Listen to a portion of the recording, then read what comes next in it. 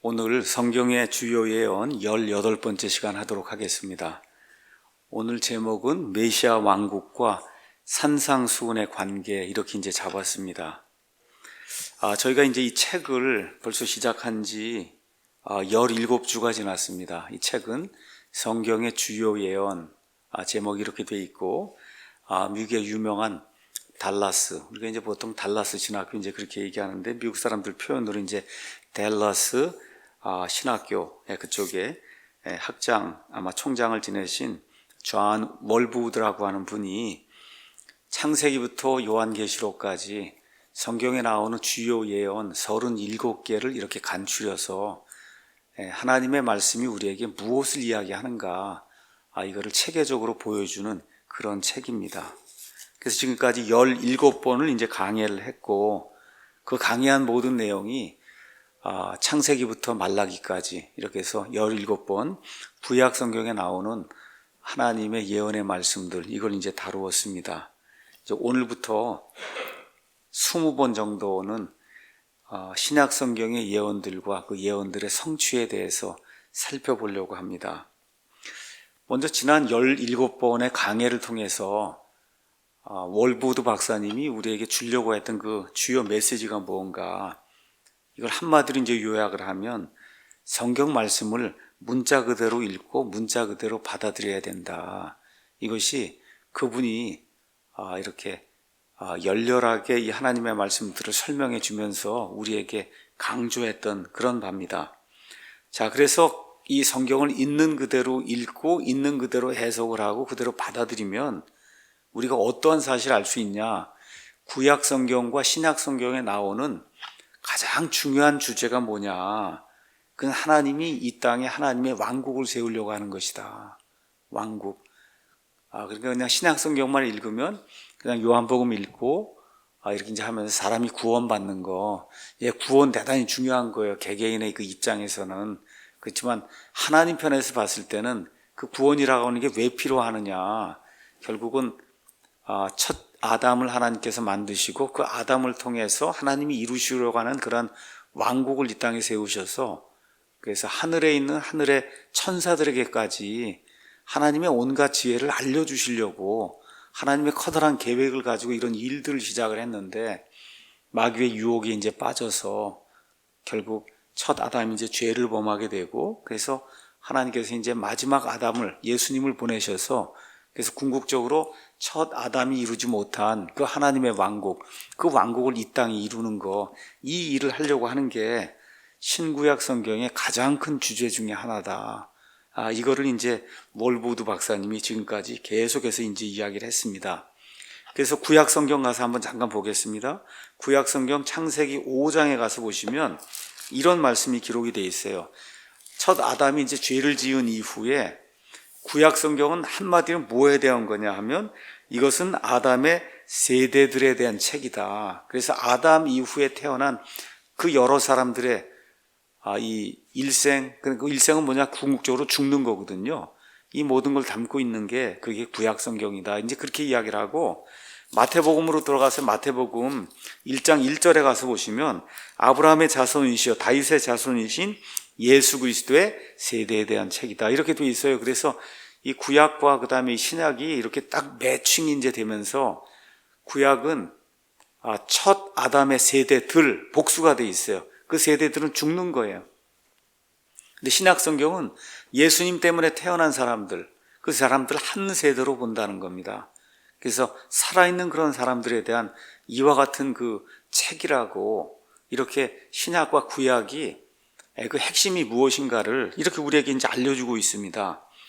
다시 말씀드려, 첫 아담을 통해서 하나님이 이루시려고 했던 그 왕국, 그것이 안 돼서 하나님이 둘째 아담을 통해서, 마지막 아담을 통해서 이 땅에 왕국을 이루시려고 하는 것, 이것이 성경의 가장 중요한 그런 메시지 중에 하나이기 때문에 이것을 무시하고 그냥 성경을 다른 용도로, 그냥 단순히 구원받는 이런 용도, 아니면 매일같이 이렇게 큐티, 이렇게 해서 좀 좋은 말씀 읽고 그리고 잘 살아야 되겠다, 이런 용도로만 읽으면 하나님이 원래 주신 이 성경의 목적을 잃어버리는 거예요.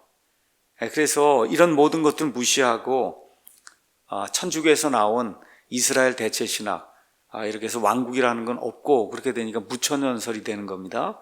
이렇게 되면서 교회가, 신학시대의 교회가 구약시대의 이스라엘, 유대인들을 대체했다는 식의 이와 같은 그 천주교 해석을 이제 하게 되면 성경이 우리에게 알려주고자 하는 그 핵심 메시지를 찾을 길이 없다는 거예요. 성경 안에는 인류를 향한 하나님의 놀라운 경륜들이 들어있어요. 그 경륜들이 다 예언의 말씀으로 들어있습니다. 그러니까 그걸 우리가 읽고 이해하기를 하나님이 원하시는 거예요. 그러니까 그걸 이해하기 위해서는 있는 그대로 성경을 읽어야 된다는 겁니다. 자, 이런 가운데 이제 마태복음이 이제 시작이 되면 너무나 이제 많은 분들이 마태복음, 드디어 이제 신약이 시작이 되었구나, 이렇게 이제 생각을 하고 성경을 가서 마태복음을 쫙 읽으면은 그럼 우리가 오늘 읽은 마태복음 5장, 6장, 7장 말 그대로 너무나 아름다운 그 산상수훈이라고 하는 그런 말씀들이 이렇게 나온단 말이에요.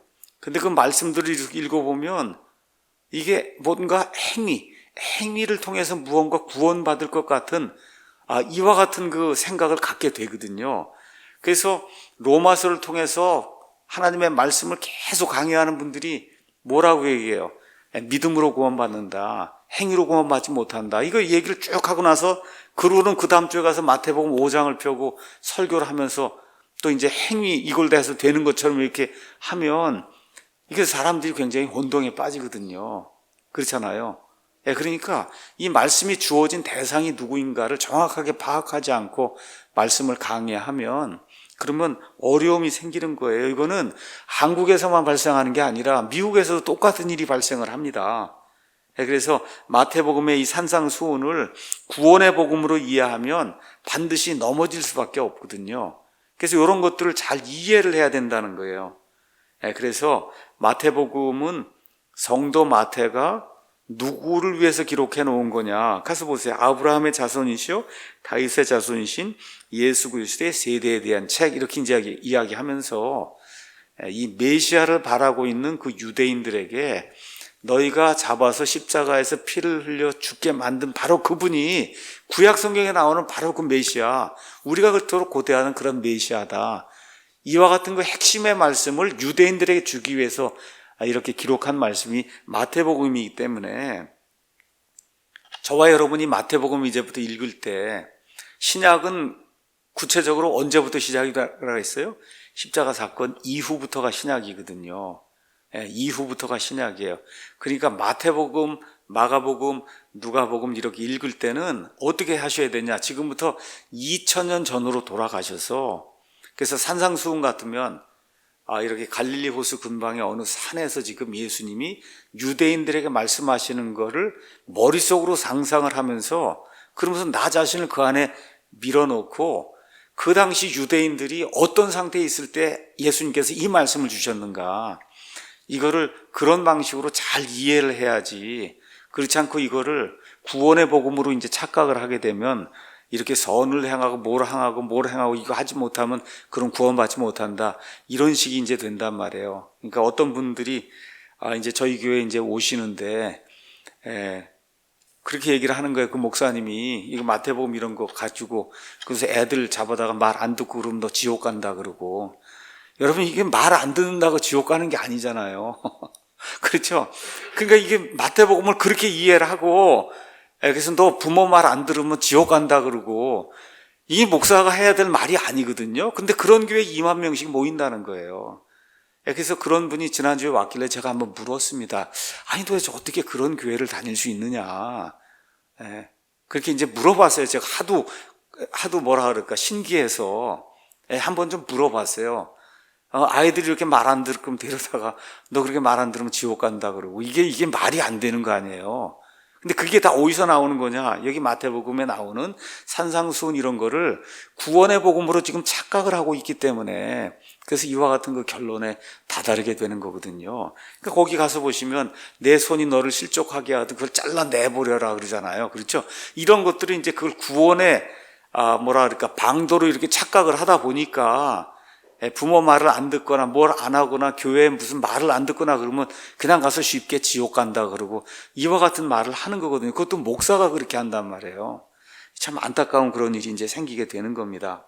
그래서 마태복음을 있는 그대로 지금부터 한 2000년 전쯤에 유대인들의 메시아로 나타나셔서 그들이 처해 있는 그런 상황 속에서 그들에게 메시아 왕국을 주려고 하는 그 예수님의 말씀으로 저와 여러분이 감정이입을 해서 이렇게 들어가서 이 말씀을 읽고 그렇게 해석을 해야, 그래야 이 말씀 때문에 실족하지 않는 이와 같은 은혜가 생길 수 있습니다. 또 그렇게 해야만 창세기부터 요한계시록까지 성경에 나와 있는 하나님이 주신 예언들을 일관성 있게 하나님이 주신 그 목적에 따라 우리가 합당하게 해석을 할 수 있습니다. 자, 그러면 유대인들이 지금부터 2000년 전쯤에 예수님이 이 땅에 오셔서 드디어 공생의 사역을 시작했을 때 유대인들이 가장 바라는 것이 뭐였냐? 그 당시에 왕국이 임하는 거예요. 다른 거 없습니다. 마태복음 3장 2절 가서 보니까 침례자 요한이 외치죠. 너희는 회개하라. 하늘의 왕국이 가까이 왔느니라. 여기 너희는 다른 사람 아닙니다. 유대인들이에요. 너희는 회개하라.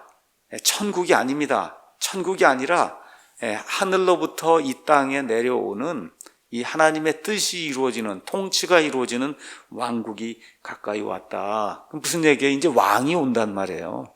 메시아가 온다. 그런 얘기죠.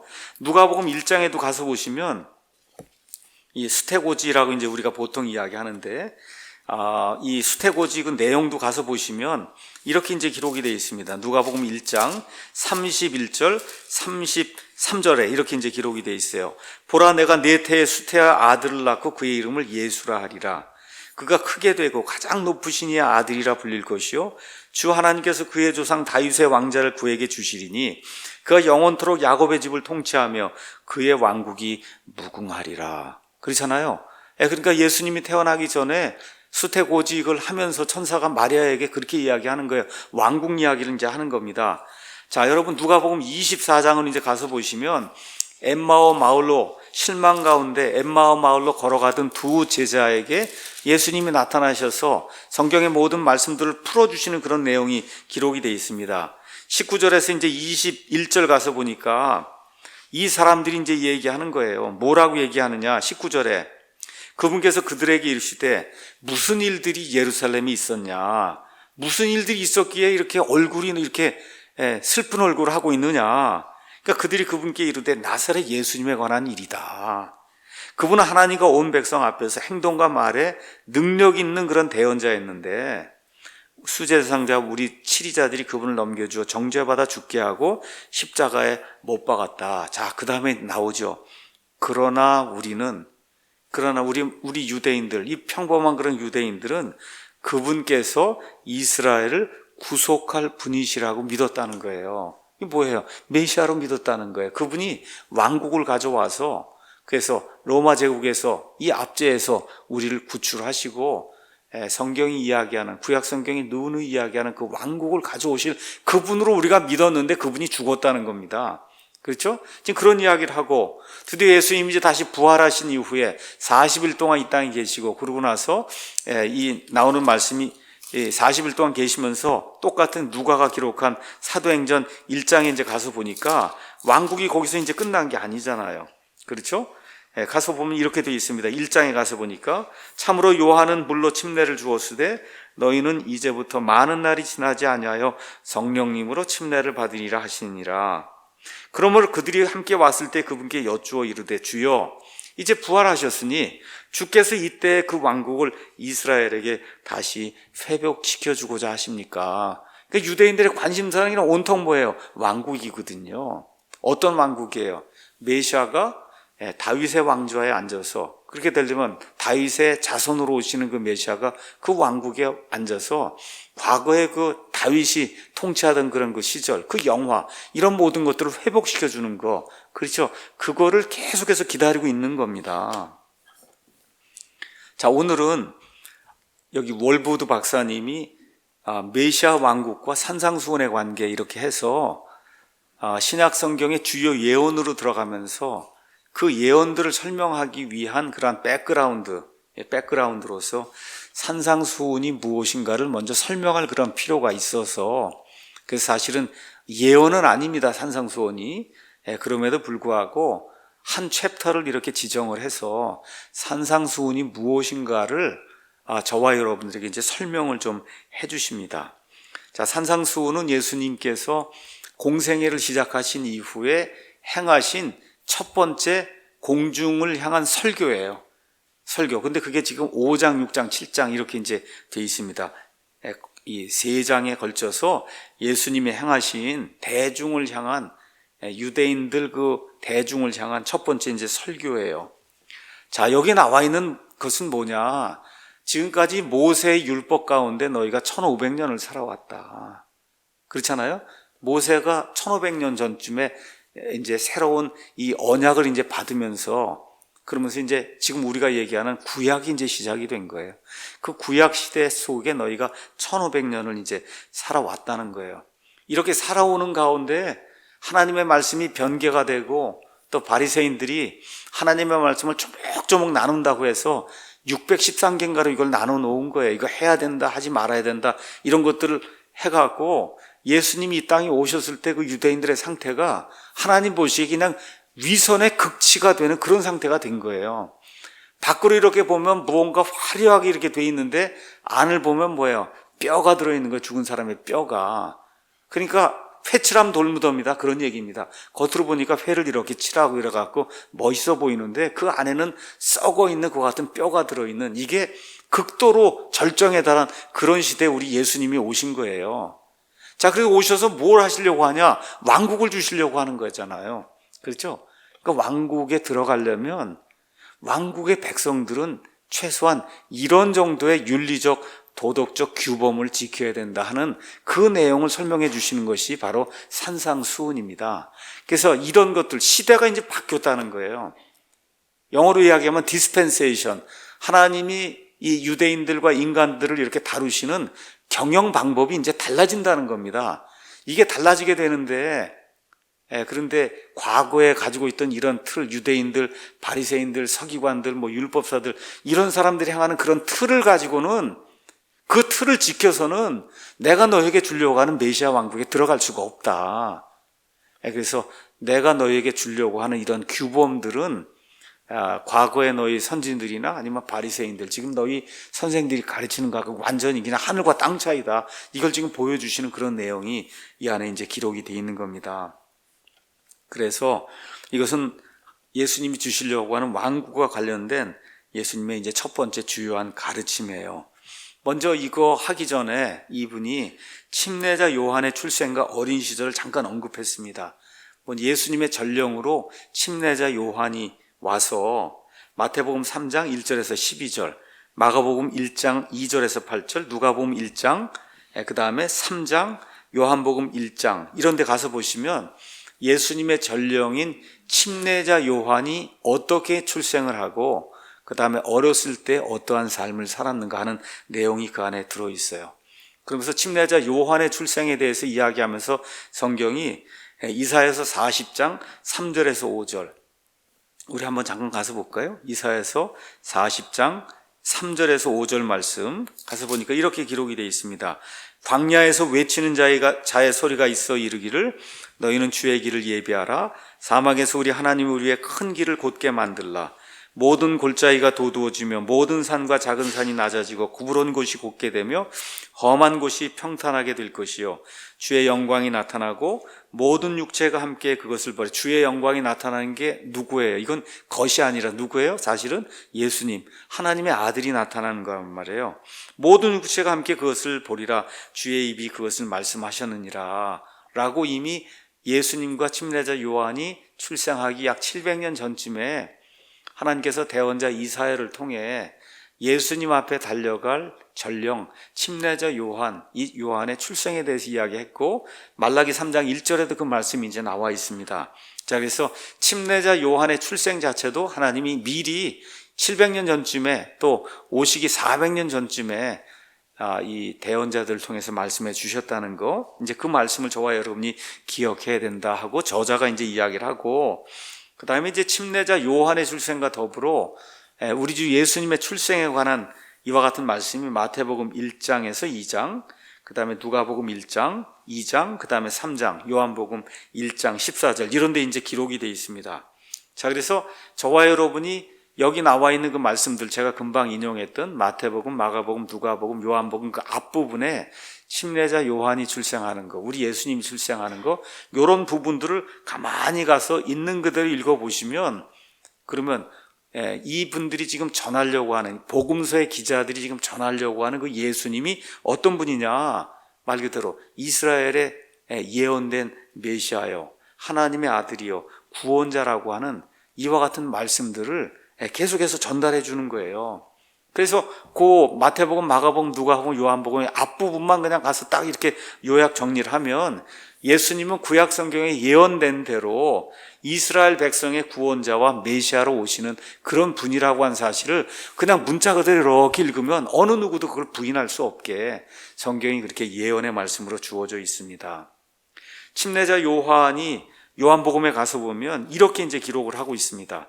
요한복음 1장 31절에 왜 내가 와서 침례를 주느냐, 요한복음 1장 31절, 내가 그분을 알지 못하였으나 그분이 이스라엘에게 드러나야 하므로 내가 와서 물로 침례를 준다. 그렇게 해서 미리 전령으로 와서, 그래서 유대인들을 회개의 길로 인도해서, 그래서 어떻게 해요? 결국 메시아가 오면 메시아를 그들이 받아들일 수 있도록 그렇게 해서 예수님을 이스라엘에게 드러내야 하기 때문에, 그래서 내가 침례를 주는 거다, 회개의 침례를 주는 거다, 지금 그렇게 이제 표현하고 있는 거예요.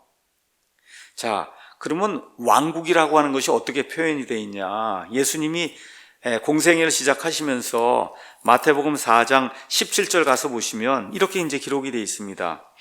그때부터 시험 다 받으시고, 그리고 예수님께서 선포하기 시작하여 이르시되 회개하라, 하늘의 왕국이 가까이 왔다. 영어로 이제 가서 보시면 The kingdom of heaven is at hand. hand가 요거잖아요.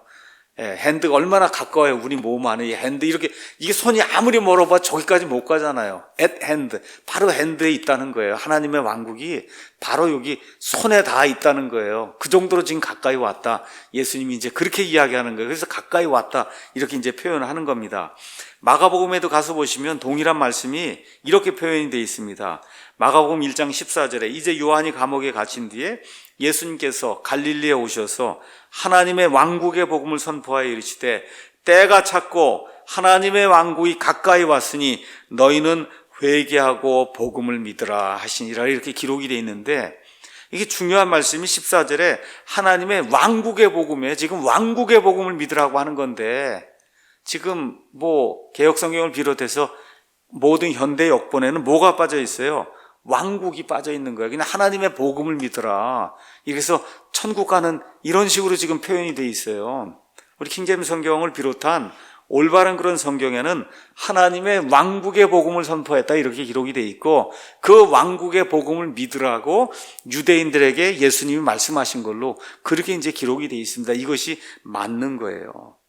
자, 그래서 여기 나오는 예수님 말씀하신 그 왕국, 그건 뭡니까? 구약 성경에 계속해서 이어져 나오는 하나님이 이 땅에 메시아를 통해서 이루시겠다고 하는 그 왕국.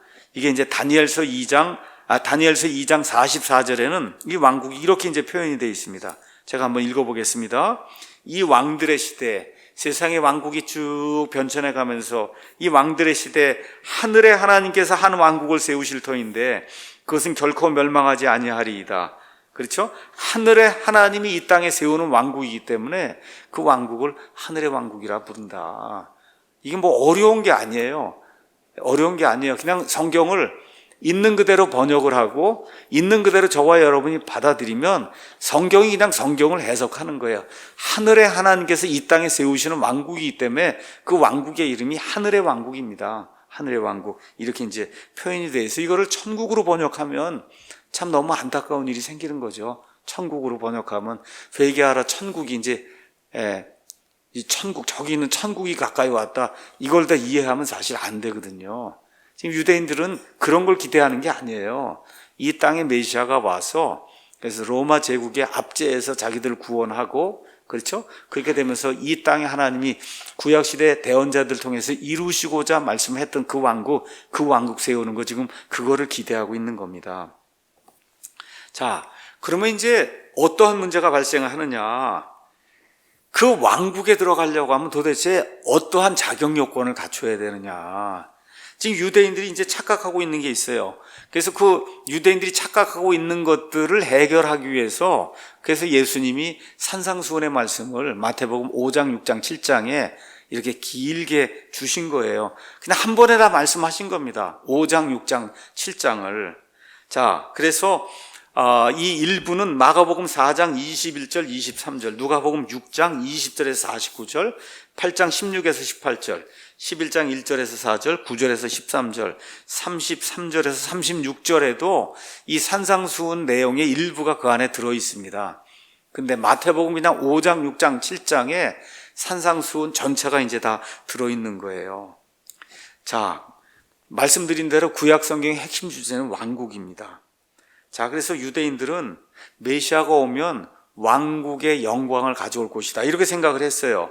그 왕국의 영광이라는 건 뭐냐? 그 당시 사람들의 입장에서는 지금 로마 제국의 압제하에서 고통을 당하고 있으니까 일단 메시아가 오면 로마 제국에서 우리를 해방시켜 줄 거다. 이제 그게 첫 번째예요. 그렇죠? 그렇게 해서 우리가 이제 독립적인 국가가 될 거다. 이제 이런 것들 기대하고 있는 거예요. 또 이사야서는 이렇게 해서 메시아 이 예언을 가서 문자 그대로 살펴보면 메시아가 오면 엄청난 복을 가지고 옵니다. 이 땅에, 이 유대인들에게. 그러니까 지금 유대인들은 그저 메시아가 오면 모든 유대인들이 다 거기 그 왕국에 들어가서 그래서 독립된 왕국을 차지하고 메시아가 다스리고 더구나 구약 성경에 나오는 그와 같은 엄청난 그 메시아 왕국의 복, 이거를 다 모든 유대인들이 그저 아브라함의 자손이면 누구나 다 받을 줄로 지금 이렇게 생각하면서 지금 메시아 왕국을 기다리고 있는 거예요. 자, 그런데 이 사람들이 알지 못한 게 있어요. 아무나 들어가는 게 아니라는 겁니다. 그 메시아 왕국에 유대인들하고 다 들어가는 게 아니다. 거기에 자격 요건이 있을 거 아닙니까? 그렇잖아요. 그 자격 요건이 무엇인가에 대해서는 구약 성경에 안 나와 있단 말이에요. 그럼 예수님이 지금 왕국을 가져오셔서 그래서 이들에게 왕국을 주시려고 하면 그럼 지금 우리나라도 헌법에 따라서 어떤 사람이 국민이다 이런 게 다 정해져 있듯이 그 왕국의 국민, 시민이 되려고 하면 이런 사람들이 돼야 된다는 걸 예수님이 먼저 선포를 하시고 그러고 나서 어떻게 해요? 세상을 다니시면서 유대 땅을 다니시면서 왕국으로 들어오라고 초청을 해야 될 거 아닙니까? 여러분 이해하시겠죠? 그러니까 일단 공생애를 시작을 하시면서 먼저 내가 주려고 하는 왕국, 이 왕국의 시민이 되려고 하면 이러이러한 자격 요건을 갖춰야 된다. 이거를 먼저, 그래서 우리나라도 대한민국을 세우기 전에 뭘 먼저 만들었어요? 헌법을 먼저 만들었잖아요. 헌법을. 마찬가지 지금 이게 유대인들에게 주시고자 하는 메시아 왕국이 그냥 헌법이라고 생각하시면 돼요. 거기 들어오려면, 거기에 살려면 그러면 이러이러한 조건을 갖춰야 된다. 그거를 이 유대인들에게 이야기를 하고 유대인들이 깨닫도록 하지 않고 그냥 유대인이면 다 들어가는 걸로 지금 착각하고 이런 상황 속에서 그대로 두면 안 되기 때문에 공생애 시작하시자마자 산상수훈이 나오는 거예요. 공생의 맨 끝부분에 나오는 게 아닙니다. 공생이 시작하자마자 산상수훈이 나오는 거예요. 내가 지금부터 주려고 하는 왕국, 그 왕국의 백성이 되려면 이러이러한 자격 요건을 갖춰야 된다. 자, 그런데 많은 분들이 예수님이 말씀하신 이 왕국에 들어가는 그 사람들의 자격 요건 아니면 도덕 규범, 윤리 규범 아니면 헌법, 그렇죠? 이런 것들을 잘못 이해하고 그래서 오해하기 때문에 여기서 실수를 이제 범하고 있어요. 예수님은 메시아로 지금 오셔서 자신이 이 유대 땅에 세울 그 왕국에 지금 도덕 규범, 헌법 규범을 지금 주려고 하는 건데 많은 분들이 이걸 읽으면서 천국에 들어가려면 이렇게 해야 된다, 이렇게 착각을 하는 거예요. 여러분 이해하시겠어요? 이거를 천국으로 번역을 해놓고 그렇게 그걸 읽으려면 천국에 들어가려고 그러면 할 일이 엄청 많은 겁니다, 이게. 여러분 이해하시겠죠? 그렇게 이해하다 보니까 이게 충돌을 하는 거예요. 로마서는 이렇게 쭉 읽으면 행위는 안 된다 그랬는데 이걸 지금 천국으로 이해하고 해서 천국에 들어가려고 하니까 해야 될 일이 너무 많은 거예요. 이렇게 해서 이게 충돌을 일으키다 보니 그러니까 이제 어려움이 생기는 겁니다. 어려움이. 자, 물론 유대인들이 이 왕국을 받아들였습니까? 받아들이지 않았습니까? 안 받아들였죠. 그래서 3년 반 동안의 공생애를 마치고 예수님 마태복음 23장 끝부분에 가서 너희가 주의 이름으로 오시는 이여 하고 난 메시아를 메시아로 받아들이기 전에는 다시는 나를 보지 못한다 이렇게 말씀하셔서 초림 때 주시려고 했던 그런 왕국이 재림의 때로 연기되는 그런 내용이 그 안에 이제 기록이 되어 있습니다. 자, 그럼에도 불구하고 이제 우리는 성경 처음부터 끝까지 뭘 공부하고 있는 거예요? 성경의 주요 예언을 지금 공부하고 있잖아요. 그 주요 예언 중에 이제 예수님과 관련된 이런 예언들을 해석하기 위해서는 이들이 왕국을 받아들이지 않았음에도 불구하고 예수님이 원래 주려고 의도했던 이 산상수훈의 말씀이 무엇인가를 그냥 이렇게 쭉 따라가면서 한번 살펴볼 그런 필요가 있다는 거예요. 자, 산상수훈과 관련해서 두 가지 이렇게 극단적인 해석이 있습니다. 두 가지 극단적인 해석. 하나는 자유주의자들, 천주교 이런 데서 이제 주장하는 거예요. 이것은 뭐냐면 여기 산상수훈에 나와 있는 하늘의 왕국을 천국이라고 생각을 하고 그 천국에 들어가려면 많은 행위를 해야 된다. 이렇게 해서 산상수훈을 복음, 구원의 복음으로 이해를 하고 이렇게 해서 행위구원 메시지를 전달하는 이와 같은 극단적인 가르침이 있습니다. 우리는 물론 그렇게 이야기하지 않습니다. 그렇게 이야기하지 않아요. 자, 다시 한번 말씀드리겠습니다. 여기 지금 말씀드리고자 하는 그 핵심 메시지는 이게 왕국의 규범이에요. 왕국의 규범. 그런데 이 안에는 유대인들에게만 해당되는 그런 원리들이 들어있는 것이 아니고 지금 이 시대 우리 교회에도 해당되는 그런 원리들이 분명히 있습니다.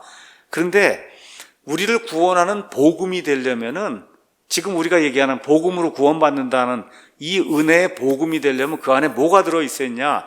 예수님의 십자가와 예수님이 피를 흘리고 십자가에서 죽으신 것과 그 다음에 4월 동안 묻히신 것과 그 이후에 예수님이 부활하신 것 이게 들어있어야 그게 복음이란 말이에요. 그렇죠 여러분? 근데 이게 산상수훈에 그게 전혀 없습니다. 다 뭐예요? 의롭게 행하는 게 지금 들어있는 거잖아요. 그렇지 않습니까? 그렇기 때문에 여기 나와 있는 건 1차적으로 유대인들을 향한 그 메시아 왕국, 그 왕국의 백성들이 지켜야 될 생활 규범이라는 거 이걸 잊어버리면 안 됩니다. 근데 이거를 잘못해서 천주교식으로 해석하면 행위구원이 나온다는 거 이렇게 되면 하나의 극단적인 해석이 되기 때문에 사실 너무나 많은 분들이 여기에 걸려 넘어진단 말이에요. 자, 두 번째 극단적인 해석 방법이 있어요. 그것은 뭐냐 하면 이건 왕국에 대한 거 아니냐, 천년 왕국에 대한 거 아니냐. 그러니까 어떻게 생각을 하는 거예요? 이거는 유대인들에게만 해당이 되기 때문에 마태복음 5장, 6장, 7장은 우리 그리스도인들하고는 전혀 상관이 없다. 이렇게 주장하는 극단적인 해석을 하는 분들이 또 많이 있습니다. 근데 이에 대한 우리의 대답은 뭐예요? 아니에요. 여기에는 우리 그리스도인들 따라야 될 그와 같은 원리들이 많이 들어 있습니다. 우리가 이제 성경을 문자 그대로 이제 해석을 하다 보면 세대주의라고 하는 보통 사람들이 세대주의 이건 좀 잘못된 말인데 영어로 dispensationalism이라고 하는 이걸 좀 더 조금 더 정확하게 얘기하면 하나님의 경륜, 그러니까 다시 말해 아담을 향한 경륜, 노아를 향한 경륜, 또 모세 이후에 이 이스라엘 백성을 향한 경륜, 또 십자가 사건 이후에 하나님이 교회, 이방인이든 유대인이든 예수님의 피로 구원받은 사람들 다스리는 이와 같은 경영통치 원리 이런 게 변했다는 걸 누구나 금방 알 수가 있어요. 그래서 여러분 신약과 구약이 있는 거예요. 다시 말씀드려 구약시대의 유대인들은 돼지고기를 먹으면 안 되는 거예요. 지금 우린 먹어도 되는 거예요. 이게 뭐예요? 경영통치 방법이 달라진 거예요. 맞습니까 여러분? 이게 달라진 겁니다. 자, 경륜이라고 하는 게 달라지고 경영 방식 이런 게 주요 경영 원리가 세대마다 달라진다 해도 그 안에 사람들이 지켜야 될 대다수의 생활 윤리 아니면 도덕 윤리 이런 규범들은 변하지 않습니다. 예를 하나 들어보겠습니다. 모세가 하나님에게서 받은 10계명 거기 10가지 명령들이 들어있잖아요. 한마디로 뭐예요? 율법을 요약한 거잖아요. 그렇지 않습니까? 근데 그 안에 가서 보시면 하나님 경배하는 게 4개가 있고 그 다음에 이웃을 사랑하는 게 6개가 들어있어요. 그렇죠? 그러면 그 안에 이제 안식일 규정은 예를 들어 예외, 그건 이제 주일로 넘어갔다 해서 그건 예외로 하고 그럼 나머지 9개 나머지 9개. 나 외에 다른 신들을 두지 말고 형상을 만들지 말고, 그렇죠? 이렇게 쭉 나오면서 살인하지 말고 간음하지 말고 내 이웃에게 거짓 증언하지, 이런 모든 것들 많이 나오잖아요. 여러분, 그 모든 것들은 모세 시대에도 지켜야 되는 거고 지금 우리의 시대에도 지켜야 되는 거죠. 맞습니까? 그렇잖아요. 그러니까 경륜이 바뀌어도 그 안에서 살고 있는 하나님의 백성들의 생활 윤리는 거의 대다수가 같은 거예요. 이해하시겠죠? 그러면 천년왕국 시대에 사는 사람들에게 예수님이 주시려고 했던 그런 생활 윤리의 거의 다수도 지금 저와 여러분에게 해당이 된다, 그 얘기입니다. 맞죠? 노아에게도 해당이 되고, 간음하지 말고 살인하지 말고 이런 건 노아에게도 해당이 되고 아담에게도 해당이 되고 천년왕국에 사는 사람에게도 해당이 되고 다 해당이 되는 거예요. 그러니까 여기 지금 나와 있는 산상수훈이라고 하는 건 이 메시아 왕국에 들어가서 살게 된 사람들이 어느 면에서 생활 윤리예요.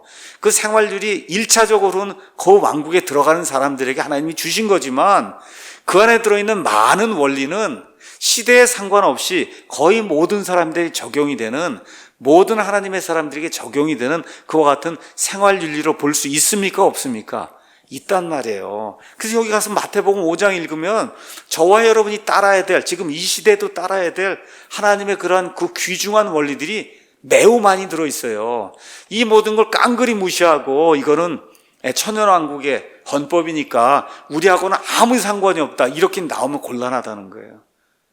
이해하시겠죠?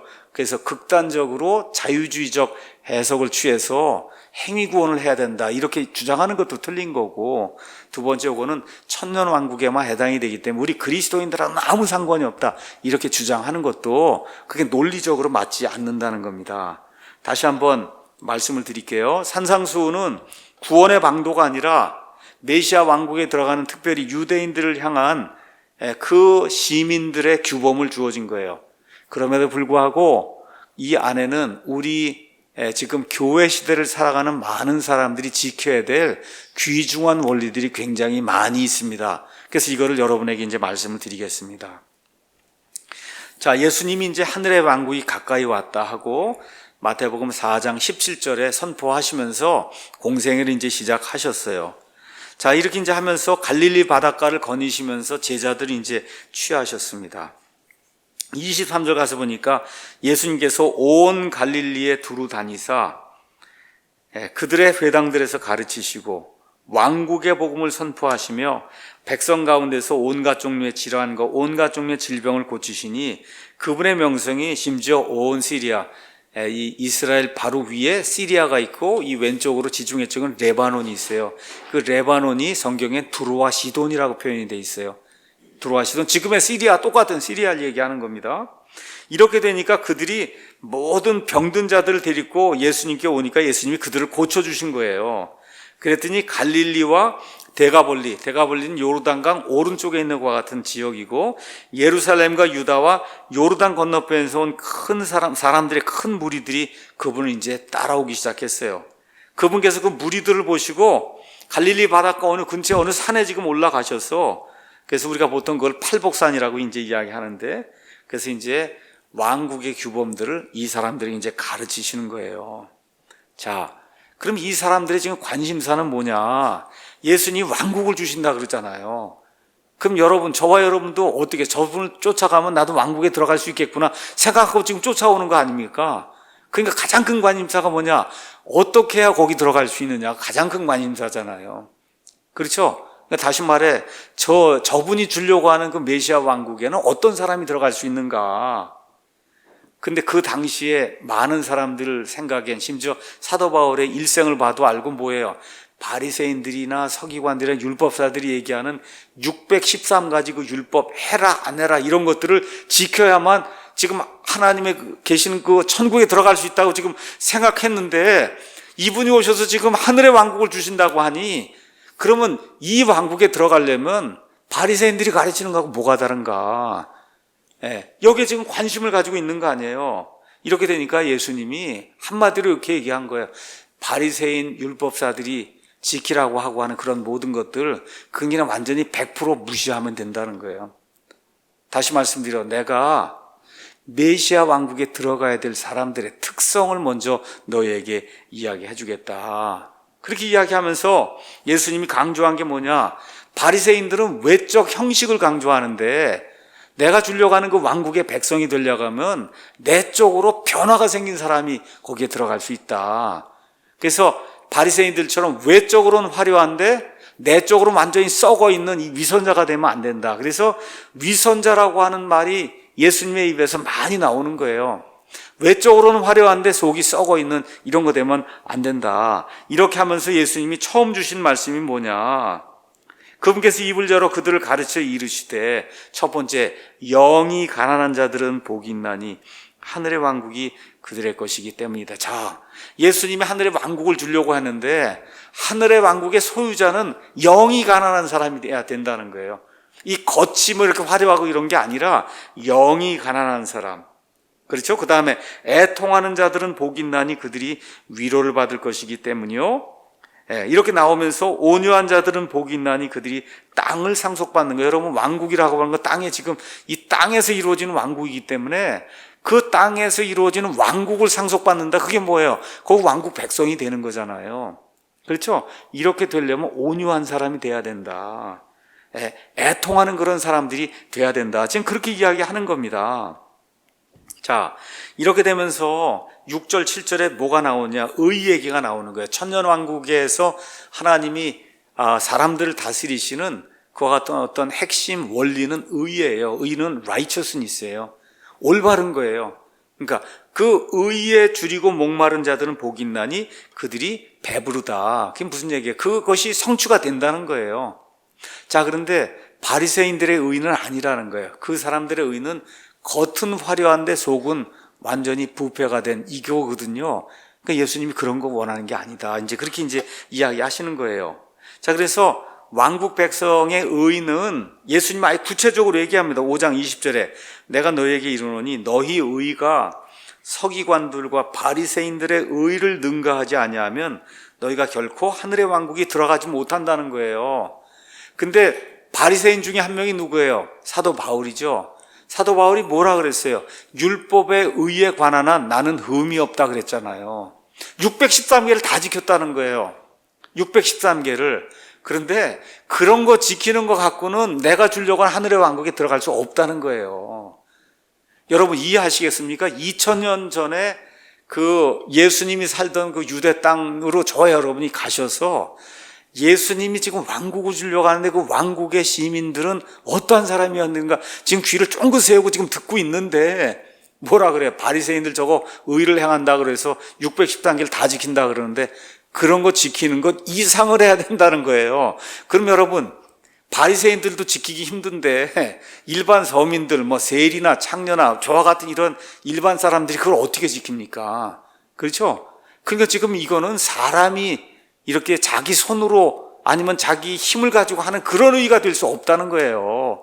예수님이 그런 의를 지금 이야기하고 있는 겁니다. 이러한 의를 취득한 사람만이 하늘의 왕국의 시민이 될 수 있다. 지금 그렇게 이야기하는 거예요. 그래서 왕국 백성은 의를 사모하는 내적인 그런 갈증이 있어야 된다. 근데 그 의는 사도 바울이 이야기했어요. 로마서 10장에 이렇게 이야기했습니다. 내가 그들에 대해 증언하노니 그들 유대인들이 하나님께 대한 열심은 있는데 지식에 따른 게 아니라는 거예요. 그들이 하나님의 의를 알지 못하여 자기 자신의 의를 세우려 하면서 하나님의 의에 복종하지 아니하였다. 많은 의로운 일을 했어요. 구제했어요. 금식했어요. 기도했어요. 11조를 드렸어요. 정말 이 조그만 것에 11조까지 다 드리고 하면서 의롭게 한다고 그렇게 자부했지만 예수님 뭐라 그래요? 그런 걸로 안 된다는 거예요. 사도 바울이 뭐라 그래요? 그런 것들은 하나님의 의를 알지 못하고 자기 의를 세우려고 행한 자기 의다. 이런 걸로는 하늘의 왕국에 들어갈 수 없다. 지금 예수님이 그렇게 이야기하시는 이러한 것들을 저와 여러분이 한번 머릿속으로 한번 그려보시면 좋을 것 같습니다. 그러면서 또 뭐라고 얘기하느냐? 긍휼을 베푸는 자들은 복이 있나니 그들이 긍휼을 얻을 것이기다. 이게 무슨 얘기야? 바리새인들 613개 그 율법 만들어 놓고 하여튼 그거 지키지 못하면 다 죄인이라고 정죄를 했단 말이에요. 그렇잖아요. 그 중에 하나라도 지키지 않으면 나는 다 지켰는데 너희 왜 지키지 않았느냐 하고 사람들 책망하고 정죄했단 말이에요. 이렇게 되니까 긍휼을 베풀어야 된다. 나는 희생물이 아니라 긍휼을 원한다고 하는 그 말이 뭔지 너희가 알지 못하느냐. 예수님이 계속 말씀하시잖아요. 그런 이야기를 하는 거예요. 그러니까 메시아 왕국 거기 들어가려면 긍휼을 불쌍히 여기는 그런 마음을 가져야 된다. 이렇게 이제 이야기하는 겁니다. 그러고 나서 8절 9절에 마음이 순수한 자들, 그들이 하나님을 본다. 사실 여기서 하나님을 본다는 건 예수님이 바로 하나님이잖아요. 그 메시아 왕국에 들어가서 통치하신 걸 하나님을 사실 본다는 얘기예요. 그렇게 하고 마지막으로 화평케 하는 자들, 영어로 피스메이커, 트러블 메이커가 아니라 피스메이커. 그래서 사람을 자꾸 괴롭게 하는 이런 사람이 아니라 이렇게 사람들을 화평하게 화목하게 만드는 그런 사람들이 하나님의 아이들이라고 이제 불리는 그러한 일이 이제 생긴다고 이 하늘의 왕국에서 예수님이 이제 말씀해 주시는 거예요. 이렇게 이제 하면서 10절에 의로 인하여 핍박받는 자들은 복이 있나니 하늘의 왕국이 그들의 것이기 때문이다. 다시 말씀드립니다. 바리새인들의 의 이런 거 말고 하나님이 진정으로 원하시는 그 내적인 그런 의, 이걸 지키려고 하니까 오히려 바리새인들이 와서 탄압을 하잖아요. 그래서 바리새인들의 이와 같은 그 핍박을 받고 종교인들의 핍박을 받고 하나님이 주시는 그런 의, 하나님이 원하시는 그런 의를 찾으려고 애를 쓰는 그런 사람들이 뭐라 그래요? 하늘의 왕국이 그들의 것이래잖아요. 그렇죠? 이렇게 지금 이야기해주는 그러한 그 문맥을 저와 여러분이 같이 이해를 하는 것이 이제 좋습니다. 자, 그래서 까닭 없이 핍박당하는 자들은, 이런 것들은 사실은 모든 세대에서 그렇게 핍박당하는 자들은 복을 받는 거지 꼭 천년왕국에 들어가는 사람들만 복을 받는 게 아니잖아요. 그렇죠? 이런 것들은 이제 이 시대에 다 적용이 되는 거예요. 그러고 나서 예수님 뭐라고 말씀하셨느냐? 너희는 땅의 소금이다. 소금이 맛을 잃으면 무엇으로 그것을 짜게 하겠느냐. 아시는 것처럼 유대인들의 그 소금은 이렇게 산에서 이렇게 캐낸 그와 같은 그 소금이에요. 그래서 이거를 그냥 두면은 그 소금 맛이 다 빠지고 나면 말 그대로 흙덩어리가 되는 거예요. 그렇죠? 아무짝에 설명이 없다는 거. 그 다음에 14절에 너희는 세상의 빛이니 산 위에 세운 도시가 숨겨지지 못하리라. 이건 사실은 너희는 세상의 빛이니라. 그렇게 하나고, 그 다음에 산 위에 세운 도시가 숨겨지지 못하리라. 이게 하나예요. 두 개가 똑같은 얘기를 하는 거예요. 여러분, 어두운데 저기 빛이 있으면 그거 못 볼 사람이 어디가 있어요? 그렇잖아요. 그 다음에 이번에 이제 이스라엘 여행 가서 보니까 도시들이 다 어디에 세워져 있어요? 산 위에 세워져 있는 거예요. 산 위에 집들이 다 있는 거예요. 그러니까 산 위에 집들이 있기 때문에 안 볼 수가 없는 거예요. 저 위에 있는, 저 밑에 있으면 안 보이지만, 그렇죠? 다 꼭대기에 있는데 눈만 뜨면 그냥 보이는 거예요. 너희가 그런 사람이 돼야 된다. 지금 그렇게 이야기하는 거예요. 그렇죠? 그 다음에 이제 그렇게 이야기하면서 사람들이 등잔불을 켜서 통 밑에 두지 아니하고 등잔대에 드나니 그리하여 그것이 집안의 모든 사람에게 빛을 준다. 이와 같이 너희 빛을 사람들 앞에 비추어 그들이 너희의 선한 행위를 보고 하늘에 계신 너희 아버지께 영광을 돌리게 해라. 이것도 여러분 그 시대에만 해당이 돼요? 지금도 해당이 돼요? 지금도 해당이 되고 노아 시대에도 해당이 되고 모세 시대에도 해당이 되고 이런 거예요. 이게 그런 원리들이, 이런 걸 예수님이 이제 말씀을 해주신 거예요.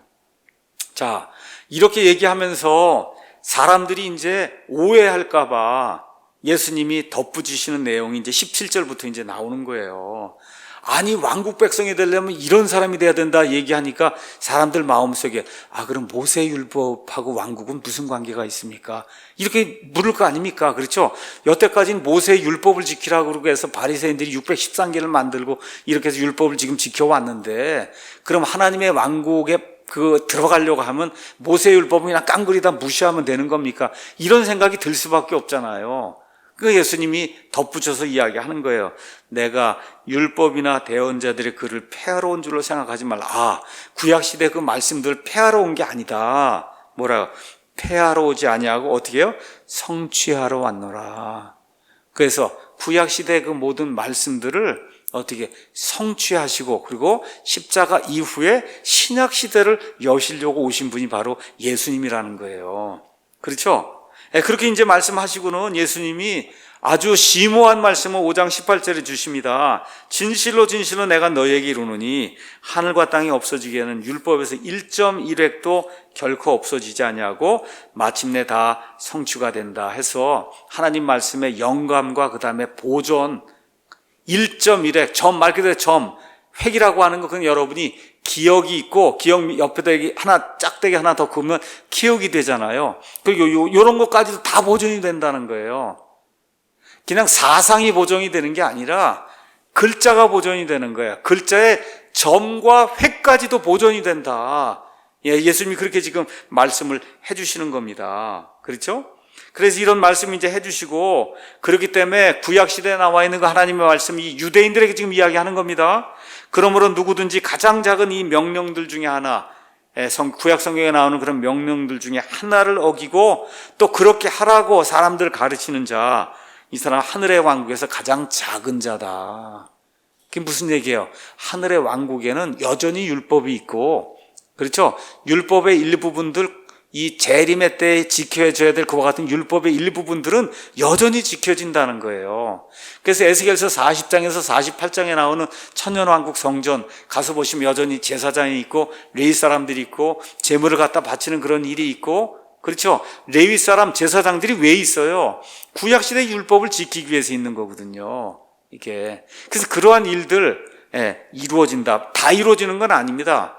스가랴서 14장 가서 보시면 다른 건 모르겠지만 장막절을 지켜야 된다 그렇게 나오거든요. 그래서 그러한 모세율법의 최소한 일부분이 그대로 지켜지고 모세율법 자체는 천년왕국이 끝날 때까지 보존이 된다고 하는 이와 같은 말씀을 예수님이 이제 주시는 거예요. 자, 이렇게 이야기하면서 구약시대와 그 다음에 메시아 왕국의 특성이 무언가를 구체적으로 얘기를 해주시는 거예요. 5장 21절에서 22절. 옛날 사람들 구약성경 모세율법에는 살인하지 말라 그렇게 기록되지 않았느냐. 근데 내가 이야기하는 이 왕국의 백성, 이게 되려고 하면 그냥 이렇게 살인하는 거, 이것만 안 한다고 되는 게 아니라는 거예요. 그렇죠? 어떻게 해야 돼? 형제에게 화를 내고 그렇게 되고, 또 누구 자기 형제에게 라가, 이게 무슨 얘기? 이 바보야, 그렇게 얘기하는 거거든요.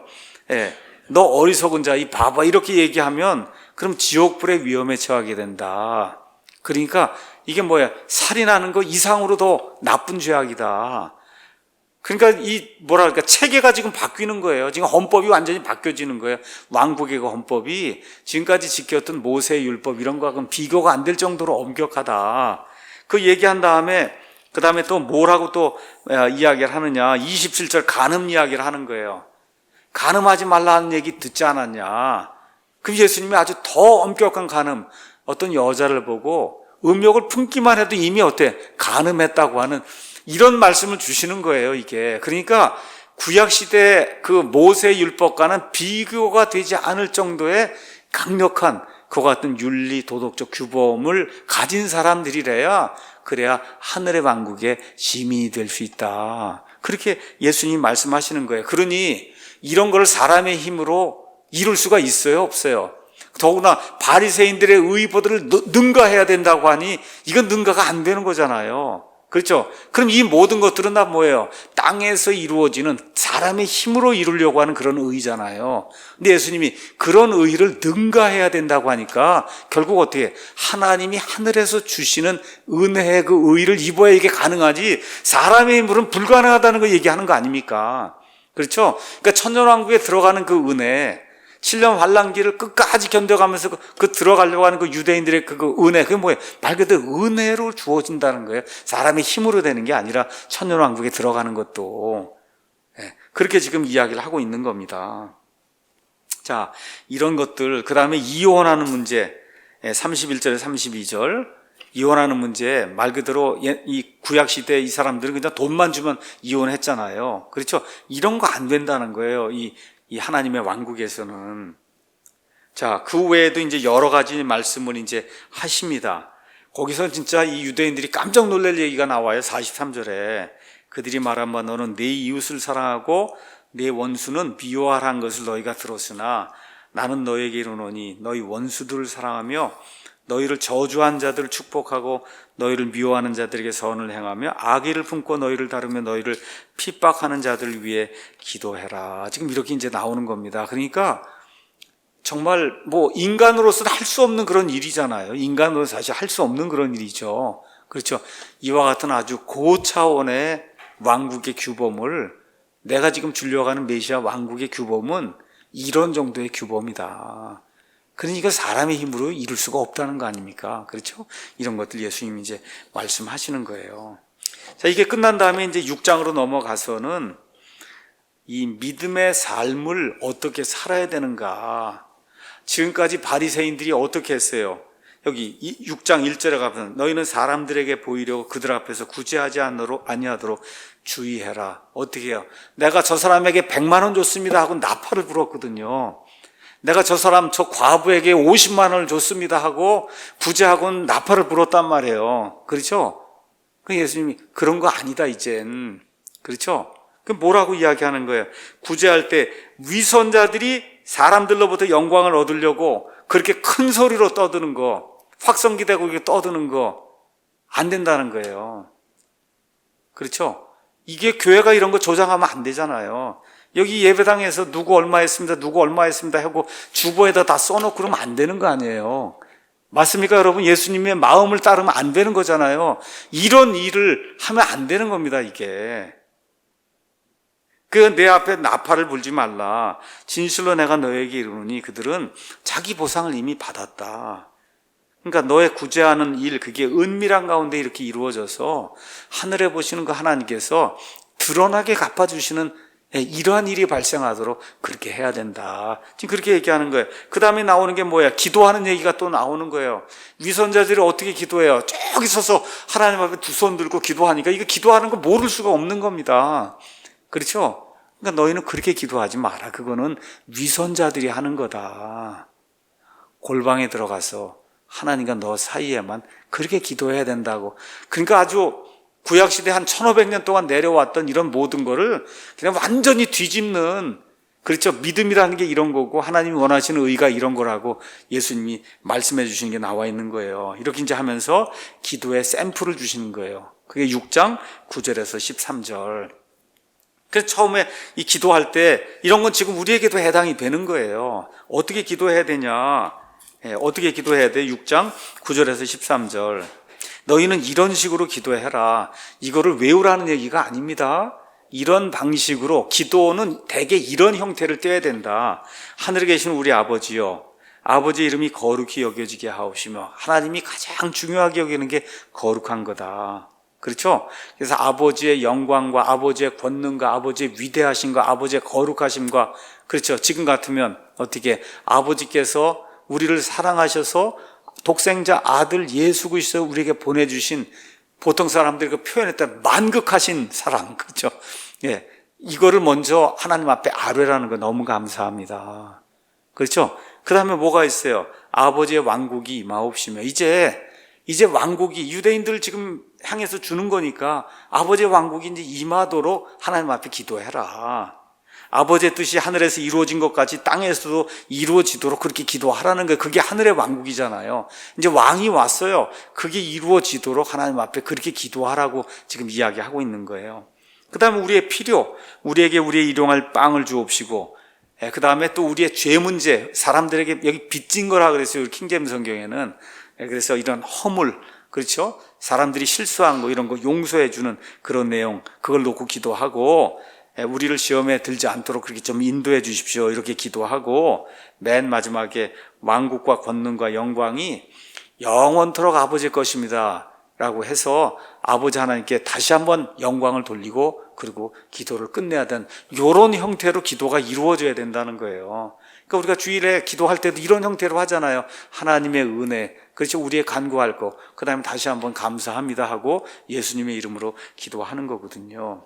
그렇죠? 그 다음에 이제 16에서 18절에는 또 뭐가 나오느냐? 금식 이야기가 나오는 거예요. 그러니까 지금 금식할 때 막 그냥 금식한 사람처럼 얼굴을 창백하게 하고 이러고 다니면 안 된다. 그렇죠? 기름도 바르고 해서 금식한 것이 보이지 않게 그렇게 해야 하나님이 기뻐하시는 그런 금식이라는 거예요. 그러니까 이런 이야기를 들으니 그 유대인들이 얼마나 깜짝 놀랐겠어요. 이건 뭐 지금 바리새인들이 하라는 거하고는 그냥 완전히 180도 다른 거잖아요. 그렇죠? 이러한 이야기. 그 다음에 19절에서 21절에는 이 물질로 주님을 섬기는 거, 그 물질로 주님을 섬기는 거, 너희 자신을 위해 보물을 땅에 쌓아두지 마라. 다 조미 먹고 부패한다는 거예요.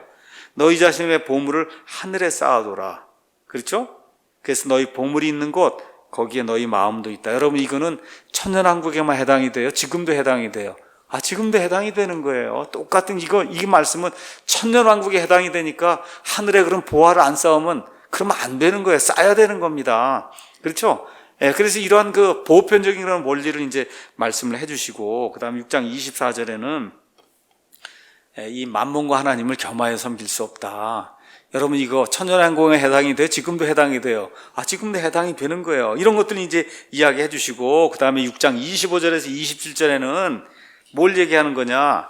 하나님을 신뢰하라는 걸 이야기하는 거예요. 하나님의 왕국 백성이 되려면 하나님을 신뢰해야 된다. 그러니까 너희 생명을 위해 너희가 무엇을 먹을까, 무엇을 마실까, 무엇을 입을까 염려하지 마라 하고 말씀하시고, 백합을 이야기하시고 공중의 날짐승을 이야기하시면서 하늘 아버지께서 다 먹이고 그리고 모든 거 채워주지 아니하시느냐. 그러면서 누가 염려함으로 자기 키에 1큐빗을 더할 수 있냐. 여러분, 염려해서 키 45cm 이렇게 자라게 할 수 있는 사람이 어디가 있어요? 1큐빗을. 안 된다는 거예요. 그렇죠? 그 얘기하시면서 이렇게 얘기하는 겁니다. 그러므로 염려하여 이르기를 우리가 무엇을 먹을까? 무엇을 마실까? 무엇을 입을까 하지 말라. 이 모든 거는 누가 구하는 거예요? 이방, 이교도들이 구하는 거다. 근데 너희 하늘 아버지께서는 너에게 이것들이 필요한 줄 다 아신다. 그래서 오직 너희는 첫째로 하나님의 왕국과 그분의 의를 구하라. 그리하면 이 모든 것을 너에게 더해 주시리라 하는 이런 내용을 이제 이야기해 주고 있는 거예요. 그러니까 33절에서 34절 가서 보시면 왕국 백성이 지켜야 될 것이 무엇인가. 그렇죠? 이런 것들에 대한 요점을 정리해서 이제 말씀해 주시는 거예요. 그 다음에 7장으로 넘어가서는 왕국 백성의 생활 양식과 바리새인들의 생활 양식이 다르다 보여주는 거예요. 그러니까 바리새인들 누구 보면 죄거든요. 이걸 다 해서 저 사람 뭘 잘못해서 뭐 잘못해서 그러니까 판단하는 그런 문제가 있잖아요. 그러니까 그런 것들 바리새인들처럼 하면 안 된다. 또 6절에 가서 중요한 게 있다는 거예요. 그 중요한 거를 중요함을 모르는 사람들에게 주지 마라. 그렇죠? 중요함을 모르는 사람들. 근데 여기도 가서 보니까 그 중요한 걸 모르는 사람을 개, 돼지라 그랬네. 요새 많이 나오죠, 개, 돼지. 이런 얘기 많이 나오는데 하여튼 예수님도 그렇게 표현했어요.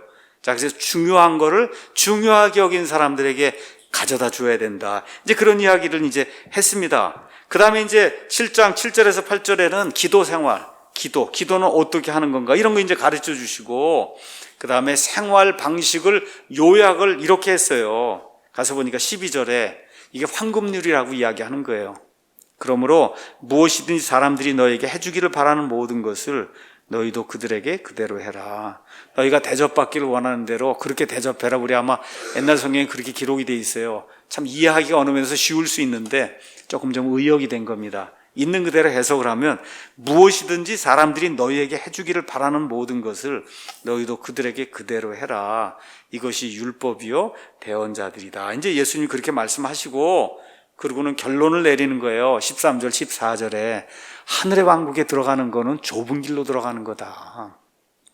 그래서 좁은 길이 있고 넓은 길이 있어요. 근데 좁은 길은 여러분 예수님 믿는 거 누구든지 믿으면 가는 거예요. 근데 문제가 뭐냐? 그 길을 찾는 자가 적다는 겁니다. 맞죠? 그러니까 하늘의 왕국, 예수님이 오셔서 주신다는 메시아 왕국에도 유대인이라고 해서 다 들어가는 게 아니라는 거예요. 이해하시겠죠? 아브라함의 씨라고 해서 다 들어가는 게 아니다. 그 얘기는 이제 이야기하고, 마지막으로 거짓 대언자들 경고하는 내용이 15절에서 20절 말씀하시면서 나무는 그 열매로 알 수 있다. 그렇게 이야기한 겁니다. 그거 지금도 해당되는 거예요. 그 다음에 또 뭐 얘기해요? 거짓 고백하는 거 경고한 겁니다. 주여 주여 하고 그렇게 소리 지르고 해도 아닌 사람들이 많다는 거예요. 아닌 사람들이 많다. 그렇게 얘기하고 예수님이 이렇게 이제 이야기합니다. 23절에 그때 내가 그들에게 밝히 말하되 내가 너희를 결코 알지 못하노라. 이거 아닙니다. 뭐예요? I never knew you. I never. 한 번도 안 적이 없다는 거예요. 예수님이. 알았다가 지금 모른다고 그러는 게 아니라 주여 주여 하고 이렇게 소리를 지르고 했지만 한 번도 그 사람을 나는 안 적이 없다. 예수님이 그렇게 엄청나게 무서운 그와 같은 경고의 말씀을 주시는 겁니다. 그렇죠? 그리고 최종 결론을 내리는 거예요. 자, 지금까지 내가 5장, 6장, 7장에 걸쳐서 이 왕국 백성이 지켜야 될 그 규범을 이렇게 이야기했는데 요 말들을 잘 듣고 그리고 왕국의 백성이 되려고 하는 그런 사람은 반석에 집을 지은 그런 사람과 같다. 그렇죠? 그냥 대충 듣고 그냥 대충 뭐 이렇게 하고 아브라함이시니까 난 들어간다고 생각한 사람은 모래에 집을 지은 그런 사람과 같다. 근데 어떻게 홍수가 나면 알아본다는 거예요. 그렇죠? 평상시에 보면 다 집입니다, 이게. 이번에 이제 이스라엘 갔더니 가이드가 이제 그 얘기를 하는 거예요. 언덕 위에 집들이 다 언덕 위에 있어요. 그럼 이제 비가 내리면은 그럼 어떻게 언덕에 있는 집들은 다 까딱없이 그냥 있는 건데 그 언덕이 거기가 다 바위산처럼 돼 있어요. 그리고 거기 어떻게 돼요? 비가 오면 모래가 쓸려 내려가서 저 밑에 이제 고입니다. 여기 평지에 이렇게 고여 있어요. 비가 조금만 이제 지나가고 난 다음에 얼마 지나면 여기가 단단해져요. 그러니까 사람들이 거기다 집을 짓는단 말이에요. 근데 비만 한번 오면 어떻게 돼요? 저 위에 있는 건 그대로 있는데 이건 그냥 다 쓸려 내려간다는 거죠. 그러니까 유대 사람들의 그와 같은 그 지형을 가서 보면 언덕에 집을 짓지 않으면 안 되게 돼 있는 거예요. 이 밑에다 지으면 그러면 쉽지만 여러분 벽돌이고 뭐고 해서 저 위까지 끌고 올라가야 집을 짓는데 그렇게 짓지 않으면 비 한번 내려오면 그냥 다 끝나고 마는 거거든요. 그래서 왕국 백성이 되려고 할 때 내 말을 귀담아 들어야 된다. 모래 위에